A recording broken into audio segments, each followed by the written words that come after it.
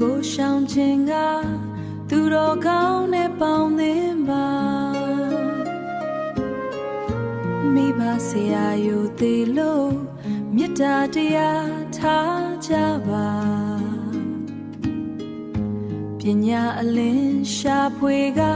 သီလကိုမြဲဆောင်ထိန်ပါ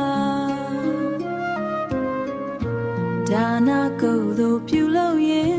လောကကြီးကိုအေးချမ်းစေမင်္ဂလာမင်္ဂလာဗုဒ္ဓဟောတဲ့မြတ်တရား38ဖြာကျင့်ကြံကဘဝလမ်းကိုလင်းစေပါ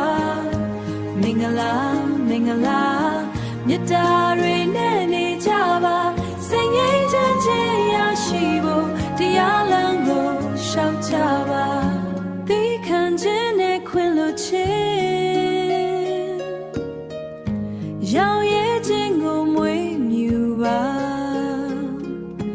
ကျေးဇူးတည်တဲ့စိတ်ထားကသူတစ်ပါးကိုကူညီပါလောကဒဏ်ကိုမတုံ့လို့စိတ်တည်ငြိမ်စွာနေထိုင်မှာကိလေသာတွေကင်းစင်ရာချမ်းမြေဒုက္ခတွေ့ရမှာမင်္ဂလာမင်္ဂလာဗုဒ္ဓဟောတဲ့မြတ်တရား38ဖြာကျင့်ကြံကဘဝလမ်းကိုလင်းစေပါမင်္ဂလာမင်္ဂလာမြတ်တာတွေနဲ့နေကြပါစိတ်ငြိမ်းချမ်းခြင်းရရှိဖို့တရားလမ်းကိုရှောက်ကြပါ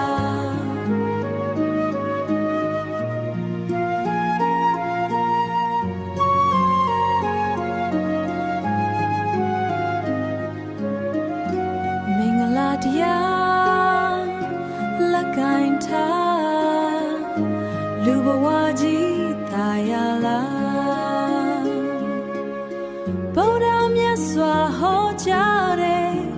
38ဖြာ